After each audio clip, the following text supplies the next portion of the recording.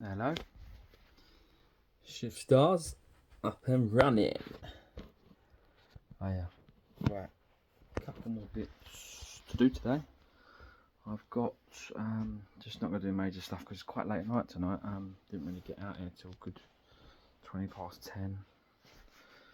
I leave quite early for work in the mornings, so I've done pretty much of a full day before it gets to this sort of time at night. I'm tired, but I wanted to get out here anyway and do a little bit on the bike and show you guys it moving forward. So obviously ignition was finished. That's all good now. That's all back in. Let's just show you the finish with the plate over it. Ignition's in, all bolted up. Just got to pull these wires back into this section here to hold them in, which I'm going to do in a minute. We've got the let me spin you around here. Got the tank cap to change just because it's on the old original case. That's got to come off. And then also this that pops the seat runs down a cable in here. It runs to another lock down here.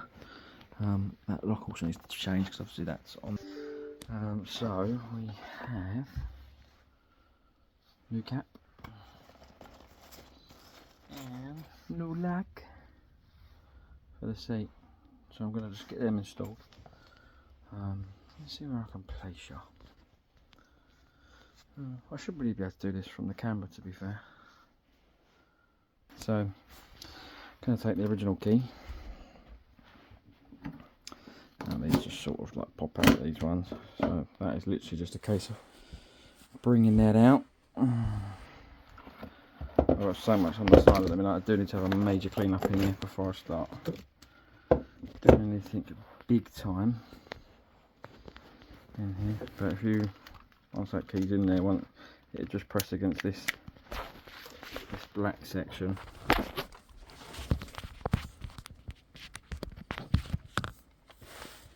It would press against that black section and release it once it was pushed in. But that's kind of useless now. There's probably no point keeping as a spare, so I'm gonna throw that where it belongs, in the bin for the moment. Other than that, the key here, I probably don't require this key anymore, if I'm honest. I actually do believe this may have been replaced once anyway. Obviously that's operating this, which we've got to take out, but I don't actually need the key for this anymore. So that key is done with now. I'm going to replace this lock. Then I'm going to get all these little pieces of bits of rust here as well. I'm going to detail and clean up. But other than that, this back end is actually, other than needing a clean underneath, it's pretty sweet. No, we're looking good. Let's quickly get that other cap. So we've got the cap here. New key. Or 3 new keys. We will just get that in there. Like this, you can see. That will obviously as if it needs to be opened, and then should just push into place. Yep, knocked down. New cap in. Looks neater as well. So I hate these stickers people buy from China. They're awful. I'm actually going to fit some Benelli ones back on that will just come up around this section here and that section there, and I'll just finish a small pad there because this really isn't needed. It looks horrible and it's got to go. So we're going to get rid of that as well. But yeah, it's looking good for the minute. I'm going to start taking this apart in a minute and I'll show you. Right, so this is the side lock installation. There's a clip just here that needs to be pulled out. Once that's pulled out, this can sort of be twisted. This here can be then twisted out. So that needs to come away. So we will get rid of this. See ya.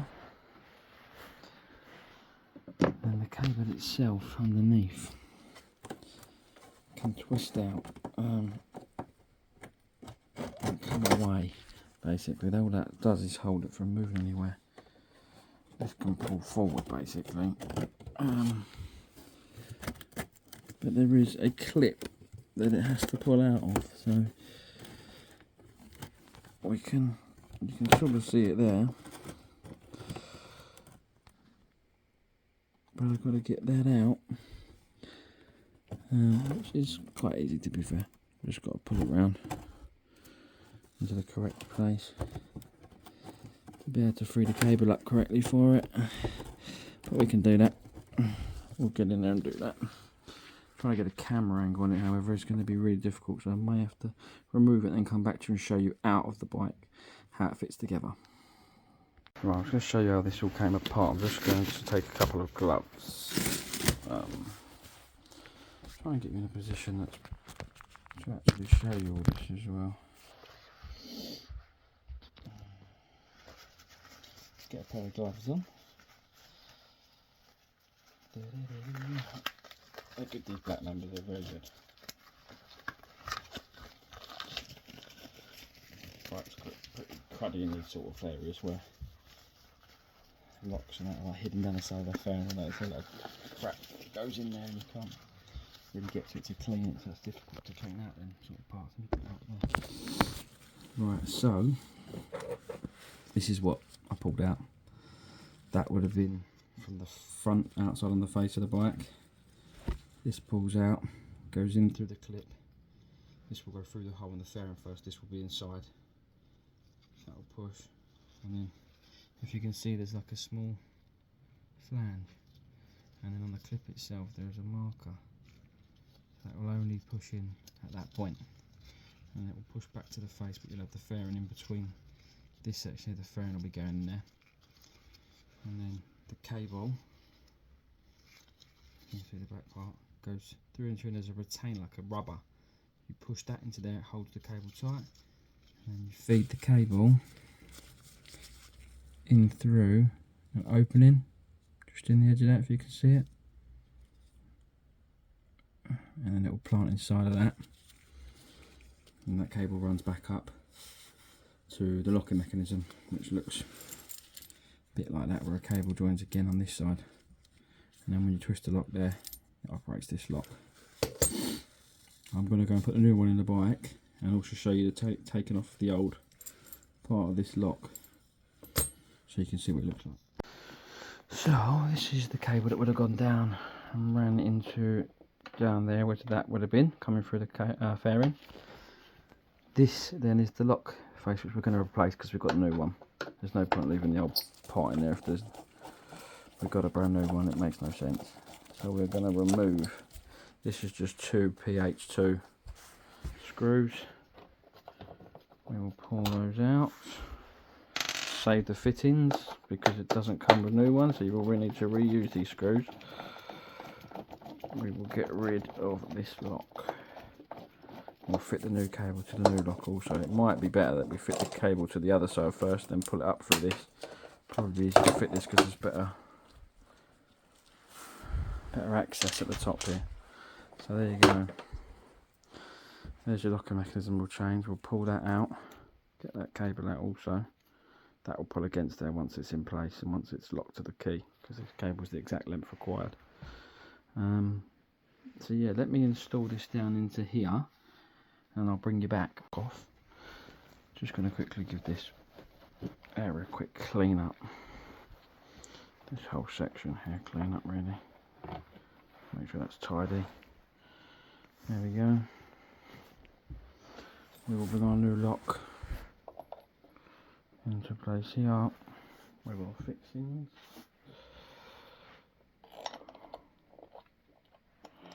With all these bikes, I would just suggest you take your time with your initial threading of any fixing. They're so easy because of the cheapness of the metal as such to double thread the sockets, and if you do so, it just makes any job with these bikes twice as long. You do not want to be double threading any of this.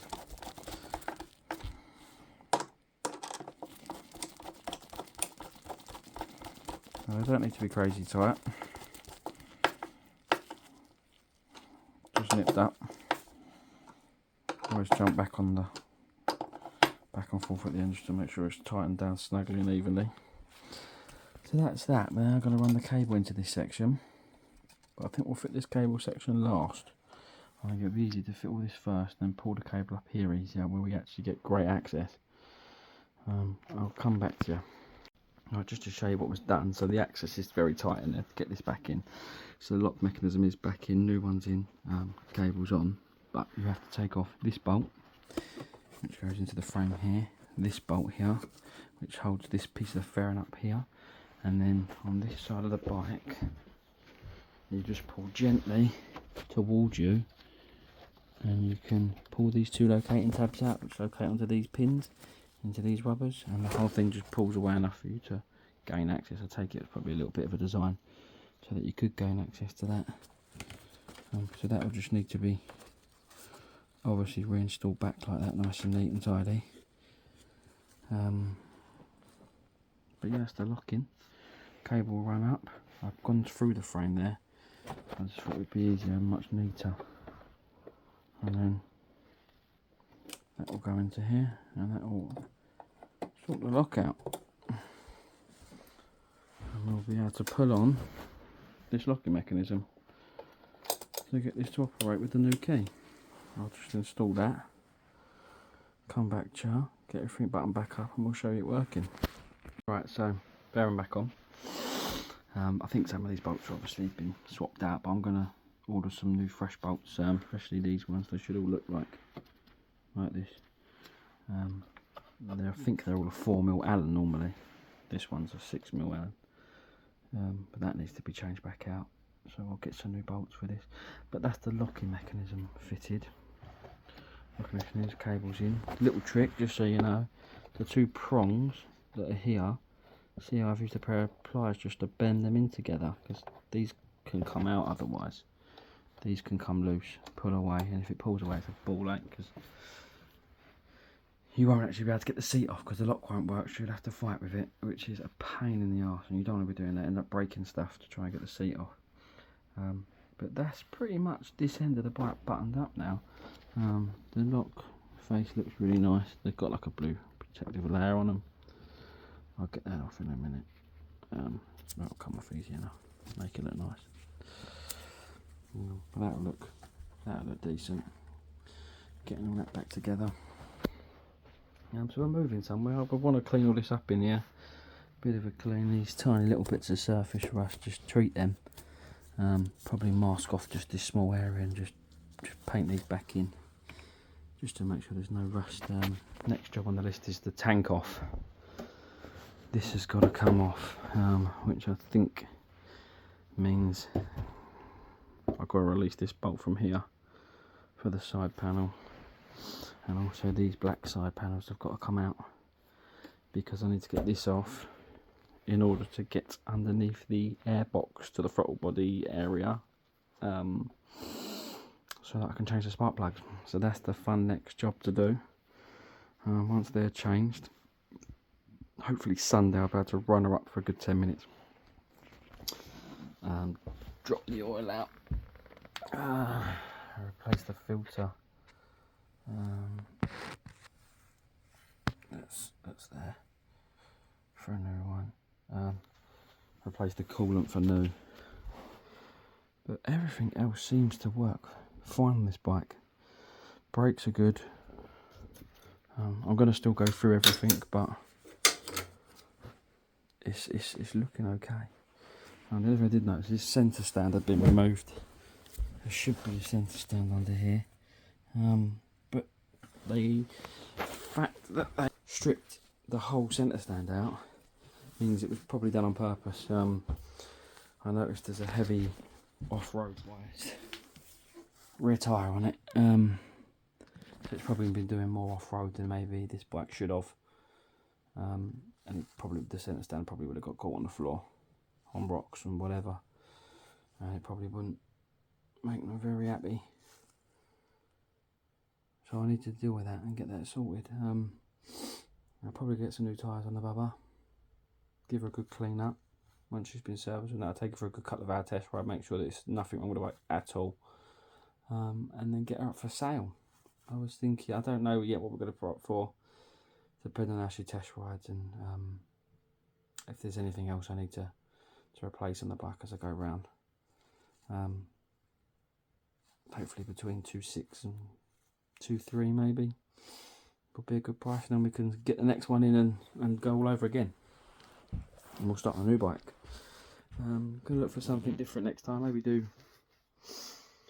Maybe like a 125 sort of sports bike, maybe an LXR, Lex Moto, maybe something along them lines. KTM maybe.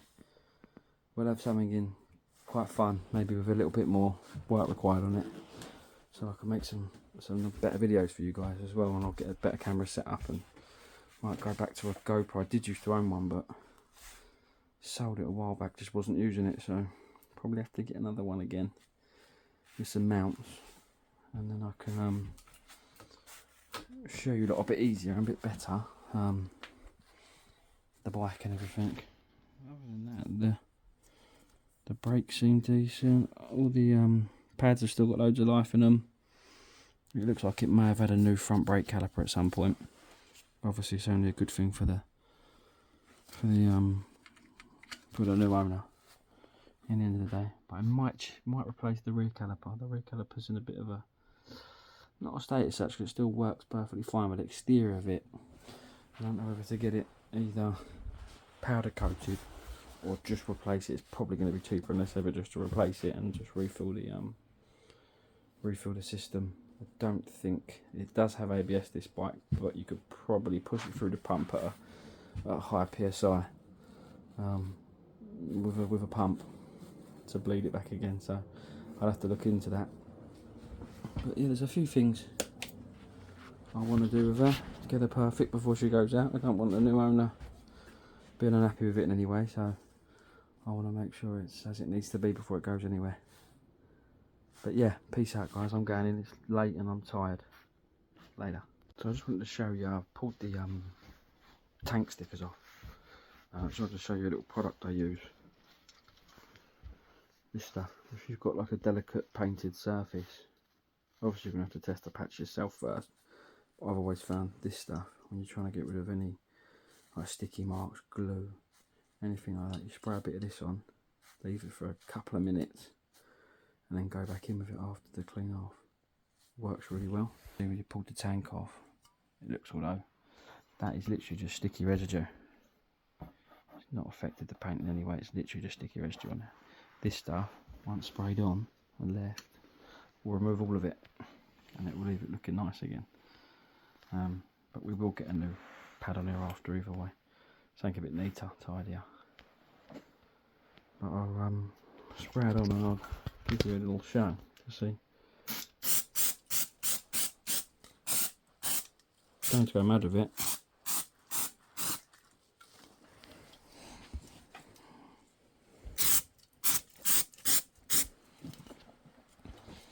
It's a really good cleaner.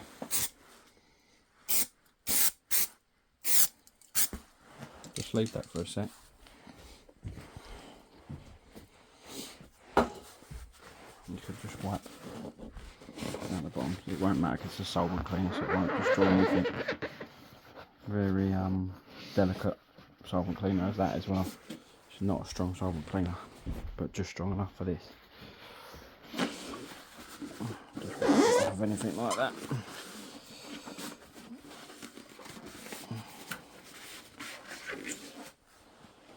I'll let that set for a bit.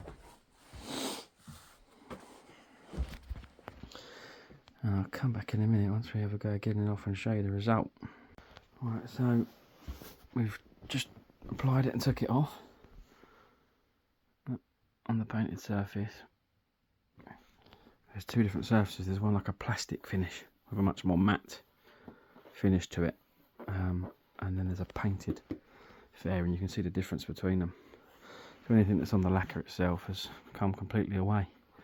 All the stickiness gone, nothing on there at all.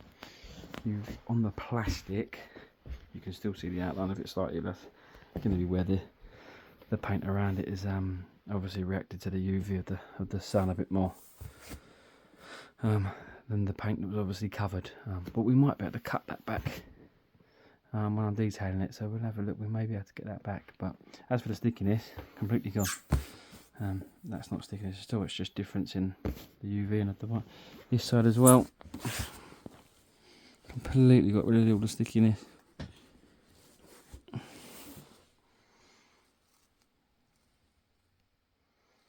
Just a couple of little minor imperfections in the paintwork, but stuff works brilliantly, really good. But I'll get a new tank pad for this, and that'll make that look beautiful again. But all it's going to take is a good bit of love and care for this bike, and it's going to be able to be owned by someone and rode for a long of years to come, especially only 10,000 miles. I've seen these engines on other YouTube videos go 50,000 plus and still running great. So the motors are there. It just needs some love and attention, and it will be a great bike for somebody. Like I said when I made this channel, the whole point of this channel is to show people that there's this massive you can't buy cat-in bikes, there's shit, you can't put them back on the road, you know, it's dangerous, rah rah. There's bikes out there that are fantastic, and they just need a little bit of love to bring them back round, and you get them for a third under the price you would pay. Why wouldn't you want to love them? Your insurance cost on them isn't going to go up, not that I've seen anyway. Someone might be able to steer me better on that legal side of things, but I've seen no insurance premium increase from a Cat-M motorcycle to a non-Cat-M motorcycle for me personally, of the same motorcycle, of the same make and model. So I'm not sure if it is a possibility for some people, but for me, I've seen no difference at all. Why wouldn't you want to buy into that and get something for a hell of a lot cheaper? Yes, it may have been stolen, yes, it may have had been an accident, but it's a bike that's perfectly savable, and I'm going to give a whole new lease of life to maybe newbies coming in that haven't quite got the money to go to buy a new motorcycle, or even a good quality used one, whereas you can get these no more than 5 years old for 2/3 of the price. It's just something that I really want to put out there, that these ain't crap bikes, these are brilliant, awesome bikes that have someone's pride and joy that have been stolen off their driveway. Some of these bikes come in and I've literally just got ignition damage, that is it. They've been paid out because they haven't been recovered straight away, and then they come obviously to the auction. There's nothing wrong with them. They were awesome bikes before they got stolen, they're still awesome bikes. It's just, I would like to get that out there to show people. There's more people out there can start buying these and riding these bikes. They're perfectly fine. I've been commuting on Cat-M bikes for many years and never had issues. Selling them on's never a problem, not for me. I don't ever tend to go for anything very expensive, so I'm not sure if you start getting up into the realms of Fireblades, S1000s, whether or not you would find it difficult to sell them. But I'm only dealing with bikes always under £5,000, and not that I've come across so far yet anyone's been bothered by it. I'd like to put it out to more people so that it can, these bikes can be loved again. That's what this channel's all about. But yeah, as of next week I should be getting everything out onto a YouTube, so I'll get the links up to the YouTube and things. I definitely think Instagram isn't the space for this, like I was saying last week, and I'd like it to go onto YouTube, where I think the information will be much more valuable to people on there. But yeah, enjoy your evening, keep shifting.